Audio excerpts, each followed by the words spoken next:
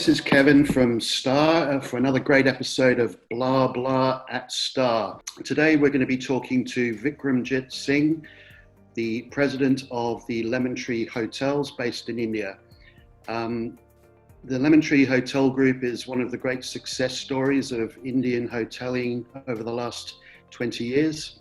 And Vikram himself has got over 25 years experience in being a hotelier. So welcome to BLAAH BLAAH at STAAH, Vikram, and thank you for being here. Pleasure, Kev. Thank you.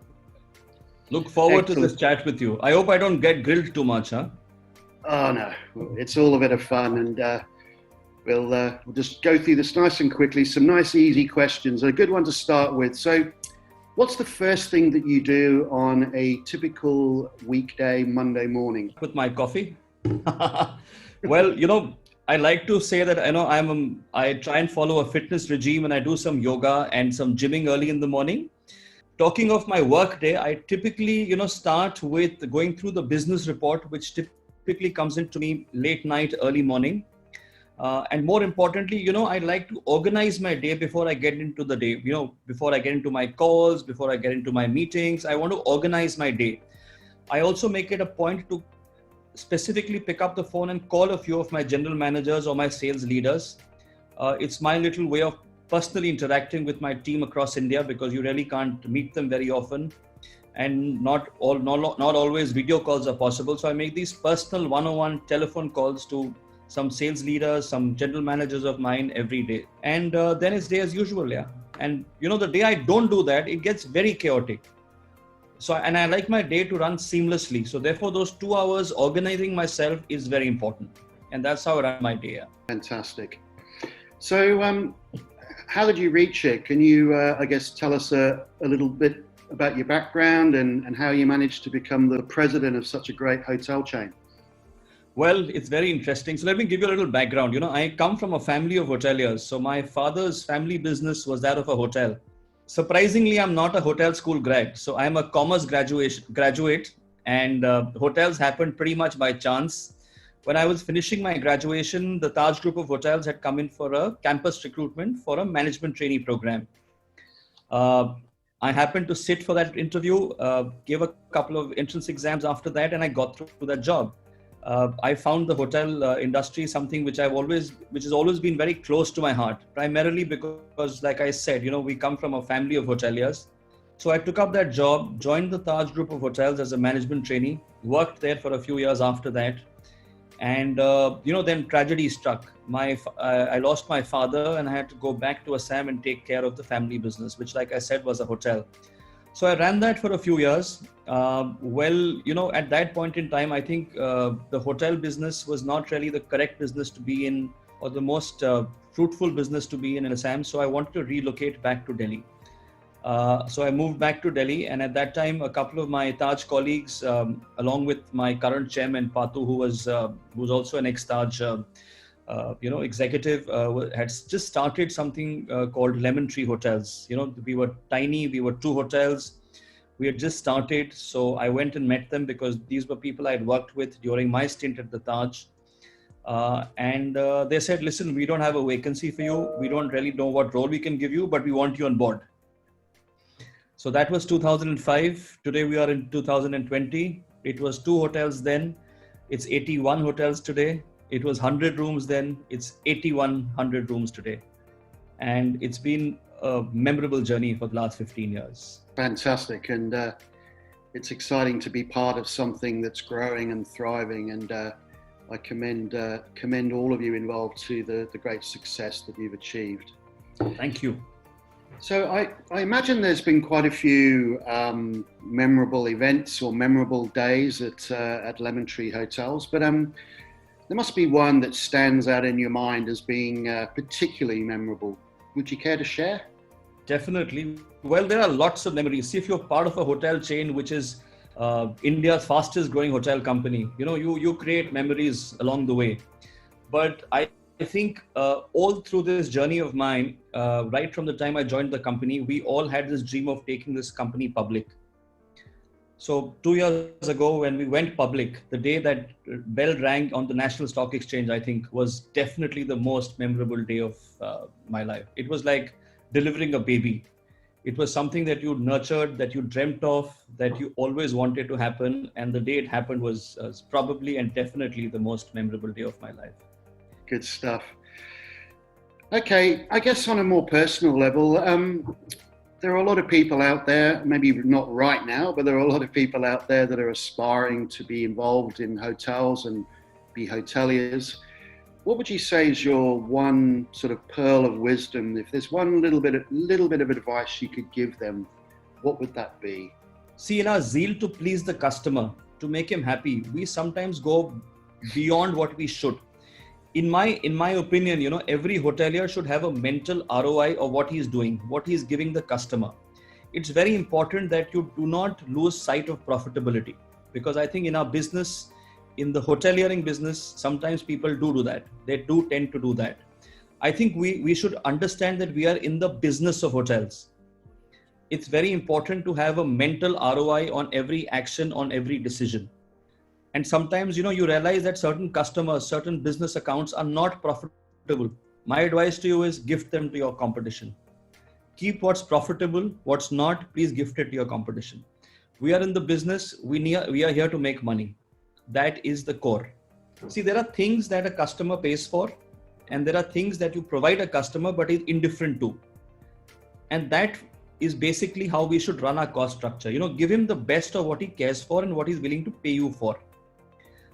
But if there is something which he's indifferent about, he really doesn't care. It doesn't influence a decision to stay in your hotel.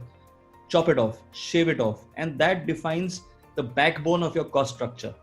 So remember, we are in the business of hotels. We are here to make money. Please run a mental ROI on every action, every decision. And trust me, you'll laugh your way to the bank.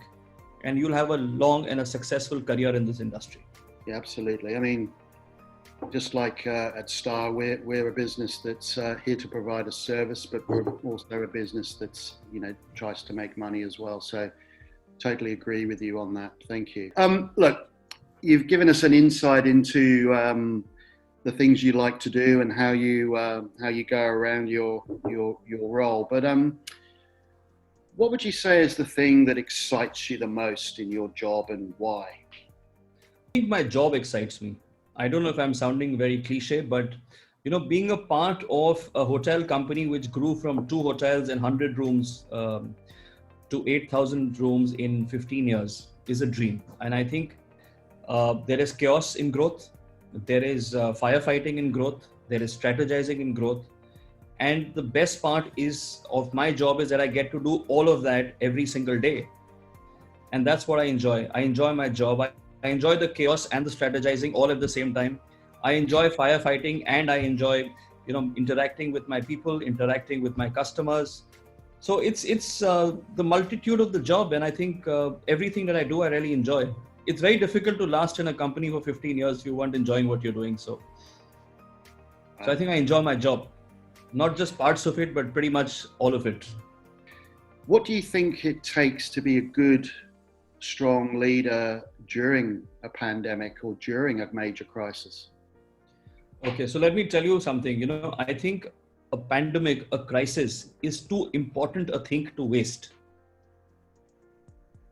I don't know if I'm making sense, but it's too important. Never waste a good crisis. See, I'll tell you what's happened in the pandemic. I think in the last 6-7 months that we've been through this pandemic, every single hotel company has done their best. They've I think examined their cost structure more than anything else to the bone. They've looked at every single cost, from the cost of the shampoo to the cost of the pencil to the cost of the linen to the cost of, you name it. And I think they've been able to understand and realize that there was a lot of wasteful cost which was going into the business. I don't think we needed all of that. Yeah. But because the going was good, we were all making money. Most of us were making money. I think we didn't really look into it. If you ask me, today we all come up with a very, very robust cost structure. What would be a pity is tomorrow when the revenues come back, which they will. It's a matter of time. One could say 6 months, one could say 9 months, maybe even 12 months. See, when the revenue comes back, your cost structure should not come back. That is the key. And if you can do that, you will see GOP levels in the hotel business that you've never even heard of till today. Because we've really learned to, we've learned multi-skilling for our people. We've learned how to cut costs. We've learned to dissect costs. We've learned to ensure that, we only spend what's necessary. We've learned to work with new staffing ratios. We've learned to work with new cost parameters. And I think as a leader, the biggest learning and the biggest takeaway that you should take from this pandemic is that the best practices that you put into place with your costs should not come back when your revenues come back. So moving on to technology, is technology and digitalization changing the way we think and operate? And, if so, what will and what won't change in the hospitality industry?